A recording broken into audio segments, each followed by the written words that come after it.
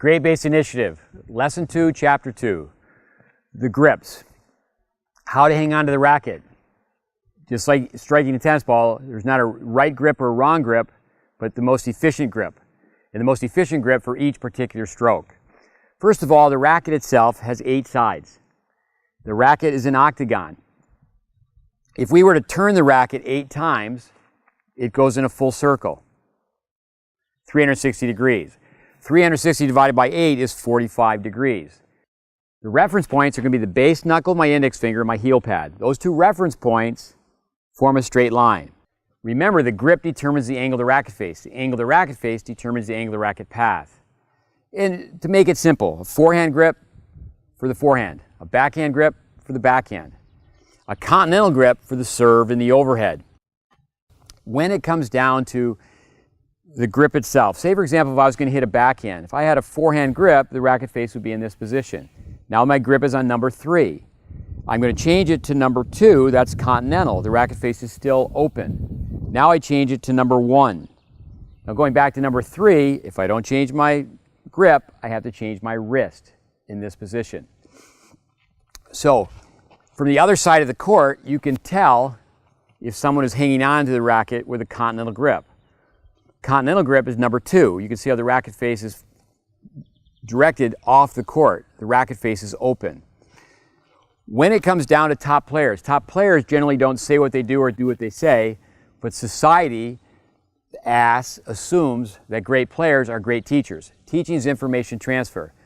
The top players don't volley with a grip that they say they volley with, and unfortunately most of us teach with the continental grip. The continental grip, the racket face is open, the wrist is in front. Advanced players with an advanced grip, you want almost a continental grip. It's a composite grip. It's in between 2 and 3. We teach young kids to use a third panel, a number 3 grip for the forehand volley. As they advance, then it's just slightly towards number 2. The backhand grip is the right side of 1. Coming back to they can play the low ball and they can play topspin. For sure, a one-handed player doesn't want to have 2 grips on the backhand side. They want to have the racket face open to block a return in this position. The two-handed player, the left hand is always on the 3rd panel. 1, 2, 3 in this position. You don't change your left hand. It's been proven in research, the two-handed backhand, the hypertrophy of the forearm muscles, you definitely hit with your left hand. We teach young players to hit with a backhand grip on the two-hander. We know that the top players evolve to where they have a continental grip for more range of movement, more flexibility, where they keep the left hand on 3, the top hand is on 2. So again, a summary of grips. In the ready position, you're going to wait on 3. When you turn, little kid for the forehand volley, you're on 3. Forehand ground stroke, you're going to be on 3. You can go to the bottom part of 3. Top players can even go to 4, but stay away from 5. It's too extreme. It doesn't interrelate with all the different shots and different spins. A model for stroke production would be Roger Federer. On the return serve, he turns this way. He has the option to take the racket like a wall to the ball and steal the ace, a volley with an added follow-through.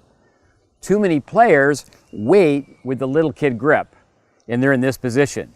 That's why it's important for some players. You think Nadal hit a two-handed forehand until he's almost 12, and that's where players don't have to have the extreme grip in this position, where you can turn and hit a forehand actually with a two-handed grip.